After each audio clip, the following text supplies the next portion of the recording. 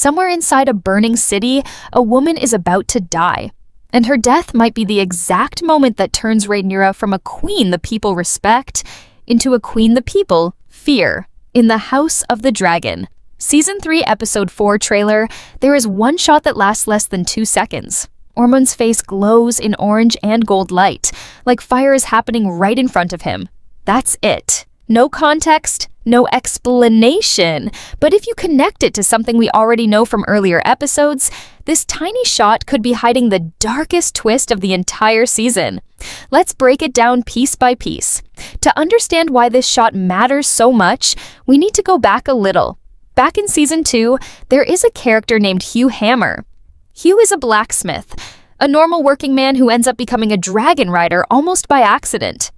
He claims a wild dragon named Vermithor, one of the biggest and oldest dragons in the whole story. That alone makes Hugh important, because a man with no royal blood suddenly controls one of the strongest weapons in Westeros. But Hugh is not just a soldier. He is also a husband. His wife's name is Cat. Together, they had a young daughter, but sadly, the child got sick and died. This loss breaks something inside both of them. Cat cannot handle staying in the same place anymore, so she decides to move away and live with her brother for comfort and support. She asks Hugh to come with her, but Hugh says no. He feels pulled toward Dragonstone, toward the chance of becoming a dragon rider, toward power and purpose. So the couple splits apart, each choosing a different path during a time of war. This decision seems small at first, just a personal disagreement between a husband and wife. But in a story like House of the Dragon, personal choices always come back around in the biggest way possible. Now fast forward to Season 3, Episode 3. Hugh actually goes looking for Cat in a city, but people tell him she already left for a place called Tumbleton.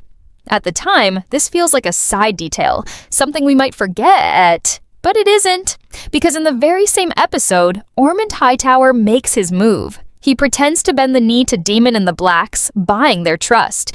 Then, without warning, he turns around and takes over Tumbleton by surprise. This means the city where Cat is currently staying is now the same city Ormund has just seized control of. Hugh does not know this yet, but we, the audience, do, and that single piece of information changes how we watch everything that comes next. Now let's talk about why Tumbleton being under Ormund's control is such a dangerous situation for everyone involved. Tumbleton is a town that has already sworn loyalty to Rhaenyra. So in the trailer, when Rhaenyra asks her small council why seize Tumbleton, she is genuinely confused. From her point of view, this makes no military sense. Attacking a city that already supports you doesn't win you new territory, it just creates chaos. But that confusion is exactly the trap. Many fans believe Ormund didn't take Tumbleton to gain land. He took it to gain leverage over Rhaenyra's reputation. Think about it this way. If Rhaenyra sends her dragons to attack Tumbleton to remove Ormund's forces, she will also be killing innocent people who already support her, people who raised her banner and trusted her rule. That means no matter what she chooses, she loses something important. If she attacks, she becomes the queen who burned her own supporters. If she does nothing, she looks weak in front of every lord watching the war unfold. This is where the trailer shows Ormund sitting inside what looks like Lord Glendon Footley's private chambers, the ruling family of Tumbleton. Many viewers believe Ormund has taken this family hostage, using them as a shield and a bargaining tool. Controlling the ruling family means controlling the entire city from the inside, without needing a long battle. It's a smart, cold, calculated move, and it fits perfectly with what Ormund says later in the trailer, when he claims his goal is simply to put the rightful heir back on the Iron Throne, calling it the will of the gods. He sounds calm, he sounds confident. But underneath that calm confidence is a man playing a dangerous political game, using an entire city and its people as pieces on a board. And somewhere in that city, unaware of any of this, is Cat, the wife of a man who controls one of the strongest dragons alive. This is where the theory becomes truly frightening. If Ormund is holding the ruling family hostage to control Tumbleton, it's very possible that other captured citizens, maybe even Cat herself, are being used the same way. Now picture that golden, fire-lit shot of Ormund's face again. What if that light isn't from a random torch or campfire? What if it's the light of a dragon breathing fire right in front of him as punishment or as a message? If Cat is caught inside that fire, even accidentally, this single event could break Hugh completely. Remember, Hugh already lost his daughter. His wife was the only piece of his old life he had left.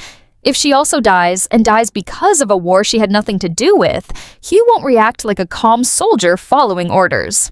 He will react like a man who has lost everything, holding the reins of a massive, ancient dragon. In the earlier episodes, we already saw hints of Hugh's temper. He is not someone who processes pain quietly. Losing Cat could push him past every limit he has. And if that happens, there's a real chance he takes Vermithor into the sky without permission, without a plan, and without caring who gets hurt in the process. This is actually something Rhaenyra herself avoided doing earlier in the season. Her own Dragon Keeper stopped her from unleashing fire on a city out of pure anger, because he understood the consequences would be permanent and impossible to take back. But Hugh doesn't have anyone standing beside him whispering caution. If his grief turns into rage, Vermithor won't just burn soldiers and enemy fighters. It could easily burn homes, streets, and the same innocent families that Rhaenyra was trying so hard to protect in the first place. Now let's talk about why this moment, if it happens the way many fans predict, could be the actual turning point of the entire war. Right now, Rhaenyra is trying to be seen as the fair queen, the one who protects her people even during war, unlike her enemies who seem willing to burn anything to win. But if Vermithor ends up destroying Tumbleton because of Hugh's personal grief, the people won't separate the two stories in their minds. They won't say, "Oh, that was Hugh acting alone out of pain." They will simply see one more city burned, one more group of innocent families destroyed, and they will blame Rhaenyra's side for it, fairly or not. This is the exact kind of moment that slowly turns public support away from a ruler piece by piece without a single big battle being needed. It also connects to something Daemon says in the same trailer about soldiers needing to be paid, or there will be chaos. War isn't only about dragons and fire. It's about trust, money, loyalty, and control. If Tumbleton falls apart in flames, it becomes one more crack in the foundation Rhaenyra is trying so hard to protect. So here's where we land. A quiet personal choice, Hugh choosing power over staying with his grieving wife, could end up shaping the entire direction of this war. Not through a grand battle plan, not through political scheming, but through simple human pain turning into unstoppable fire. That is what makes this trailer so effective. It hides a possible tragedy inside a 2-second shot and lets the audience do the emotional work of connecting the pieces. Whether Cat truly dies in this episode, or whether this theory turns out to be wrong, one thing is clear. House of the Dragon is once again showing us that in this story, the biggest wars are often lit by the smallest, most personal fires. Let's talk about why Ormund choosing Tumbleton makes almost no sense on the surface, and why that confusion is actually the whole point. Tumbleton is not enemy territory. It is a town that already bowed to Rhaenyra, a place that raised her banner and called her queen long before this war escalated. So, when we hear Rhaenyra ask her small council, why seize Tumbleton, she isn't just asking out of curiosity. She's genuinely stuck, because normal war logic doesn't apply here. You don't usually attack the people who already agree with you. There's nothing to gain in terms of new land or new loyalty. This is exactly why so many fans believe Ormund never wanted the town itself. He wanted what taking the town would force Rhaenyra to do. If she sends her dragons to clear him out, she isn't just fighting an enemy army. She's flying fire over her own people, the same families who trusted her rule and never turned against her. That single fact turns this into a no-win situation. Attack, and she becomes the queen who burned her own supporters just to win a battle. Do nothing, and every lord watching this war unfold sees a ruler who can be pushed around, who lets her own cities get taken without consequence. Either path chips away at the image she has spent this entire season trying to build, the image of a fair queen fighting a war she never wanted, unlike her enemies who seem willing to burn anything in their way. This is the kind of trap that doesn't need swords or dragons to work. It just needs patience and a good understanding of your opponent's weakness. And Ormund clearly understands Rhaenyra's biggest weakness is her own conscience. Now look closer at the trailer, and you'll notice something easy to miss on a first watch. There's a shot of Ormund sitting inside a private chamber, calm, almost comfortable, like he already owns the place. Many viewers believe this is the seat of Lord Glendon Footley, the ruling family of Tumbleton. If that's true, it changes the entire situation. This isn't just a military occupation anymore. This looks like Ormond has taken the ruling family hostage, using them to control the whole city from the inside without needing a long, costly siege. Think about how efficient that move actually is. You don't need to fight every soldier or convince every citizen to switch sides. You just need to hold the people in charge, and the rest of the city has no choice but to follow along quietly. It's a method that avoids unnecessary bloodshed on Ormond's side while still giving him full control over the situation. And it fits perfectly with the version of Ormond we hear speaking later in the same trailer. He doesn't sound like a desperate man grabbing land out of panic. He sounds calm, almost proud, saying his purpose is simply to return the rightful heir to the Iron Throne, calling it the will of the gods. That kind of confidence usually comes from someone who already knows exactly how the next move will play out. He's not reacting to the war, he's shaping it. But here's the detail that turns this political trap into something far more personal and painful. Somewhere inside that same captured city, unaware of any of this danger, is a woman named Cat. She has no political power, no army, no role in this war at all. She simply moved to Tumbleton to be close to her brother after losing her daughter, looking for comfort during a painful time. She has no idea her husband, Hugh, controls one of the most powerful dragons in the entire story. She has no idea that the city she chose as a safe place to heal has just become the center of a dangerous power struggle between two sides fighting for the throne. This is what makes Ormond's strategy so unsettling once you connect the pieces. It isn't just about controlling lords and political leverage anymore. Real people, ordinary people with no connection to crowns or claims, are trapped inside decisions made entirely without their knowledge. And once you understand that Cat could be one of those people caught inside Ormond's plan, that earlier confusing question, why seize Tumbleton, stops feeling like a simple political mystery.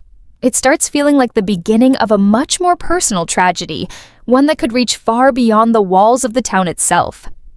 Now let's slow down and really sit with the theory that connects Cat, Hugh, and that single glowing shot of fire in the trailer, because once you see it, you can't unsee it. Ormond clearly isn't just controlling Tumbleton through the ruling family alone. A city doesn't stay quiet just because you hold one noble family hostage. You also need to control the regular people, the workers, the families, anyone who might cause trouble or try to fight back. So it makes sense that other captured citizens are likely being held too, watched closely, kept as leverage in case things go wrong for Ormond's side. And if that's true, there's a real chance Cat is one of those people, just an ordinary woman caught in the middle of a war she never asked to be part of. Now bring back that short, almost forgettable shot from the trailer. Ormond's face lit up in orange and gold light. On a first watch, it looks like nothing special, maybe just a torch, maybe just dramatic lighting for the trailer, but look at it again with everything else in mind. What if that light isn't decoration at all? What if it's the light of a dragon breathing fire, close enough that it reflects across his face? In a story built around dragons and power, a shot like that is rarely random. It's usually the trailer's way of hinting at something big without spelling it out directly. If that fire is aimed at hostages, punishment, or even an execution meant to send a message to Rhaenyra's side, then Cat being caught inside that moment isn't just possible. It actually fits disturbingly well with everything Ormond has already shown us about his methods. And this is exactly where the emotional weight of this theory hits the hardest. If Cat dies in that fire, it isn't just another casualty in a long list of war deaths. It directly affects Hugh, a man already carrying deep, unresolved pain. Remember, Hugh already lost his daughter earlier in the story. That loss changed him and Cat both, but in different directions. Cat needed comfort and closeness, so she chose to stay near her brother, seeking safety and family. Hugh, on the other hand, chased power and purpose, believing that becoming a dragon rider would somehow fill the emptiness left behind. Now imagine Hugh finding out that the last piece of his old life, the woman he built a family with, is gone too, and gone because of a war that had nothing to do with either of them personally. That kind of loss doesn't create calm, controlled soldiers. It creates people who stop thinking clearly, who act on raw emotion instead of strategy. And Hugh isn't holding a sword in this situation. He's holding the reins of Vermithor, one of the oldest, largest, and most dangerous dragons in the entire story. A weapon that powerful, combined with a man who has nothing left to lose, is one of the most unpredictable combinations this show could put in front of us. We've already seen how seriously this story treats the danger of dragons acting out of raw emotion instead of careful decision-making. Earlier this season, Rhaenyra herself wanted to respond to an attack with fire, driven by anger and grief. It was her own dragon keeper who stepped in and stopped her, understanding that burning a city out of emotion instead of strategy would cause damage that could never be undone. That moment mattered because it showed restraint, someone recognizing the danger before it happened and choosing to hold back. Hugh doesn't have that same safety net. Nobody is standing beside him ready to calm him down or explain the bigger consequences. If his grief turns into anger, there's nothing stopping him from taking Vermithor into the sky the same way Rhaenyra almost did. Except this time, no one pulls him back in time. And that's really what makes this theory so effective as a piece of storytelling. It isn't loud or obvious. It's built quietly, through small details spread across multiple episodes: a daughter's death, a wife moving away, a husband choosing power instead of comfort, and finally, a 2-second shot of fire in a trailer that most viewers might scroll right past without a second thought.